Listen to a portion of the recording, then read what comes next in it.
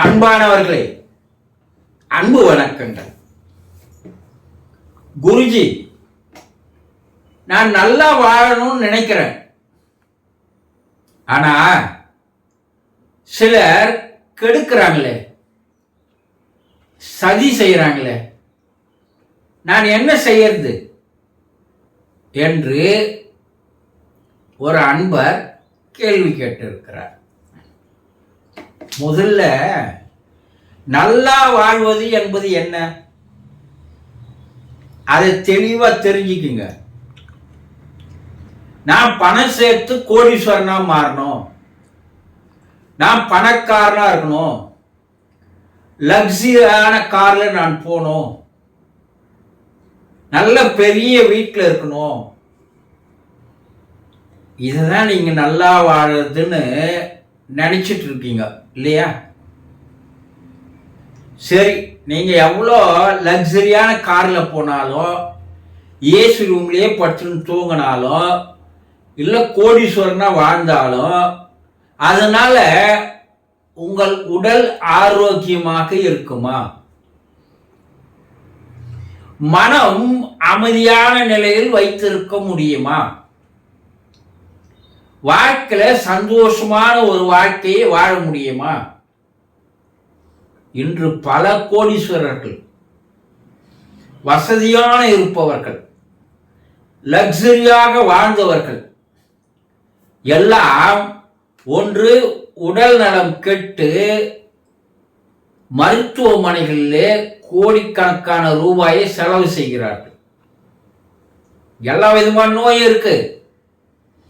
ஒரு பக்கம் வசதி சேர்த்து, ஒரு பக்கம் நோய் சேருது இல்லையா? மன நிம்மதியற்று, அமைதி இல்லாமல், அலைந்து திரிகின்ற, தூக்கமே இல்லாமல், உண்ண முடியாமல், உறங்க முடியாமல் இருக்கின்ற வசதி படித்தவர்கள் கோடிக்கணக்கான பேர் இருக்கிறார்கள். எதை வாழ்க்கையில அவங்க சந்தோஷம் நினைச்சாங்களோ அதுவே துக்கமாக மாறுகின்ற வாழ்க்கையாக அவர்களுக்கு இருக்கிறது. இப்ப நல்லா வாழணும்னு நினைக்கிறது என்னன்னா, இந்த பணமோ வசதியோ லக்ஸரியான காரோ ஏசி ரூமோ இதெல்லாம் ஒரு நல்ல வாழ்க்கை இல்லை. அப்ப எது நல்ல வாழ்க்கை? அப்ப பணம் வானான்றீங்களா? பணம் தேவைத்தான். அந்த பணம் சேர்க்கிற அதே நேரத்தில் உடல் மீது ஒரு அக்கறை எடுத்துக்கொள்ள வேண்டும். மனதிற்கு அமைதியை தருகின்ற செயல்களை செய்யணும். இது ரெண்டுத்தையும் நீங்க சரியா செய்தா உங்க வாழ்க்கை மிக சந்தோஷமாக இருக்கும். இதுல எந்த விதமான மாற்றமும் இல்லை. சரி, அப்போ வசதி இருக்கு, உடல் ஆரோக்கியம் கட்டுப்போகுது, மன அமைதி இல்லை, வாழ்க்கையில சந்தோஷம் இல்லைன்னா நீங்க செய்ய வேண்டிய ஒரே வழி என்ன தெரியுமா? உடல் ஆரோக்கியத்திற்காக, மன அமைதிக்காக, வாழ்விலே ஆனந்தத்தை அனுபவிப்பதற்காக நீங்கள் யோகா நெறியை பயன்படுத்த வேண்டும். பல 100 ஆண்டுகளாக சித்தர்கள் கூறி சென்று விட்டார்கள். என்ன? உடல் மீது அக்கறை கொள்ளுங்கள், மனதை அமைதியாக வைத்திருங்கள் என்று பல்வேறு சித்தர்கள் பல கோணங்களில் உலக மக்களுக்கு அறிவுரையாக, ஆலோசனையாக கூறி சென்றார்கள். என்ன குருஜி நீங்க இப்படி சொல்றீங்க?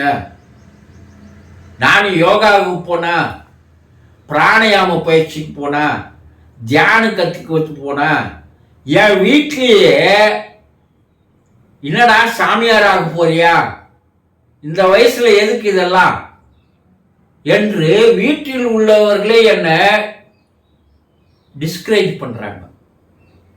என்னை ஊக்குவிக்க மாட்டார்கள், தடையாக இருக்கிறார்கள். ஆனா என் நண்பர்கள் இந்த நல்ல செயல்களுக்கெல்லாம் போக விடாம என்ன தடுக்கிறாங்க, கேலி பண்றாங்க. அவர் சாமியா இருப்பா, அவர் தியானத்தில் இருப்பாரு, யோகா செய்வாரு. இல்லைன்னா நான் ஆன்மீகத்தின் பால் போனா, ஏண்டா இப்போ வயசு இருக்கு, இந்த வயசுல ஏன் இதெல்லாம் போயின்னு 60 வயசுக்கு மேல போலாம், இப்ப சாமியார் ஆகாத என்று நண்பர்கள் உறவினர்கள் கூறுகிறார்கள். அப்ப நான் எந்த ஒரு நல்ல வழியை தேர்ந்தெடுத்தாலும் என் குடும்பத்தில் இருக்கிறவங்க, என் நண்பர்கள், என் உறவினர்கள் எல்லோருமே என்னை கெடுக்க பார்க்கிறார்கள். இவங்க மட்டும் கெடுக்கல, உனக்கு உள்ளேயே இருக்கின்ற 5 பகைவர்கள் உன்னை கெடுக்கிறாங்க. முதல்ல அதை நீ ஸ்டடி பண்ணணும். பின்னாடி குடும்பத்துக்கு வரலாம், நண்பர்களுக்கு வரலாம். உன்னை இந்த யோக நெறியில் போக விடாமல் தடுப்பது எதுன்னா, முதல்ல உன்னுடைய 5 புலன்கள், மெய், வாய், கண், மூக்கு, செவி, இவையெல்லாம் சொல்லுகின்ற ஆட்டப்படிதான் நீ ஆடின்னு இருந்த. இப்ப இதெல்லாம் நீ சொல்றபடி ஆடணும்னு நினைச்சு நீ போனா இவை உன்னை விடுமா? உன்னை விடவே விடாது. முதல்ல உனக்குள்ள எதிரி யாரு? உன்னை நல்ல வழியில போக விடாது தடுக்கிற சதி செய்யறவங்க யாரு? என்ன? உன்னுடைய 5 அது இல்லாத மனம். மெய், வாய், கண், மூக்கு, செவி இல்லாத மனம் என்ற முதல்ல அதுதான் தடுக்குது உன்னை. அந்த மனம் என்ன பண்ணுது? உன்னை பல்வேறு வகைகளில் இழுத்து செல்கிறது. இத நினைக்கும் போது ஒரு சித்தர் பாடிய பாடல் தான் நமக்கு நினைப்பு வருது. அருகுணி சித்தர்னு ஒரு சித்தர், அவரு இதற்கு ஒரு எடுத்துக்காட்டாக ஒரு பாடலை பாடியிருக்கிறார். என்ன? காற்றானை மேலேறி கடைத்தெருவே போகையிலே நாட்டார் நம்மை பார்த்து நகைப்புரிய பார்ப்பது என்ன?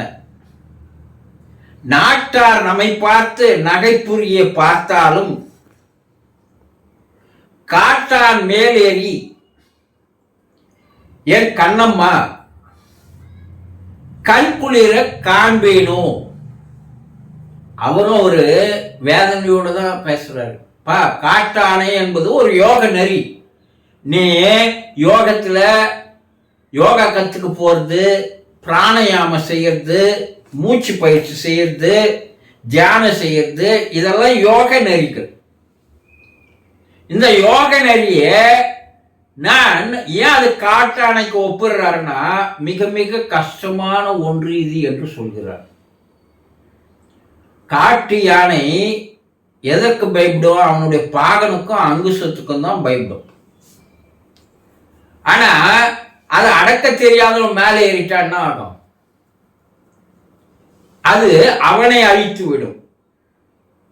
இப்ப காட்டானை மேல் ஏறி கடை தெருவே போகையில்லைன்னா, அப்படி யோகம் பண்றவங்க, பிராணாயாம பயிற்சி பண்றவங்க, ஆன்மீகத்தில் அதிக ஆர்வத்தோடு இருக்கிறவங்க, இவர்கள் எல்லாம் அதில் ரொம்ப முழு ஈடுபாடோடு இறங்கினால் அதுதான் உலகத்துல போறது. கடை தெருவே போகையில்லை.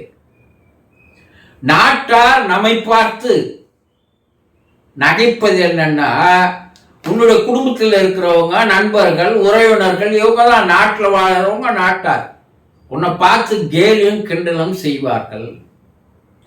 அவங்க கேலியும் கிண்டலும் செய்தாலே எனக்கு கவலை இல்லை, நான் அந்த யானை மீது ஏறி நான் பயணம் செய்வேன். அப்படி பயணம் செய்தா நான் என்னைக்கு அந்த இன்பத்தை காண முடியும் கடவுள்கிட்ட கேட்கிறார். ஆக நல்லதா நல்ல வழியே வாழணும்னு முடிவு பண்ணிட்டீங்கன்னா, யார் முதல்ல உங்க 5 புலனை கட்டுக்குள்ள எடுத்துன்னு வரணும். இந்த 5 புலன் யார் சொல்லி விளையாடுதுன்னா, உங்க மனம் சொல்லி விளையாடுகிறது. அப்போ அங்குசமாக காட்டு யானையை அடக்குவது போல உங்க மனம் அங்குசமாக மாறி உங்க 5 புலனை அடக்குகின்ற திறமையை நீ பெற்றால், அதுக்கு தான் தியானம் முக்கியம். அப்படி நீ ஜெயிச்சுட்டுனா எவனை பற்றியும் கவலைப்படாத. அதற்கு அப்பால உனக்கு கிடைக்கக்கூடிய ஆனந்தம், உனக்கு கிடைக்கக்கூடிய பரமானந்தம், பரம சுகம் இந்த உலகத்துல ஈடு இணை என்பது இல்லை. அப்போ அது மட்டும்தான் உனக்கு உடல் ஆரோக்கியத்தை, மன அமைதியை, வாழ்வில் சந்தோஷத்தை, ஆனந்தத்தை தரும். யார் எதை பண்ணாலும் நீ உறுதியாக இருந்தால், மன வலிமையோடு இருந்தால், யார் சதி செய்தாலும் அது உன்னிடம் எடுபடாது என்பதை தெளிவாக தெரிந்து கொள்ளுங்கள். சந்தோஷம்.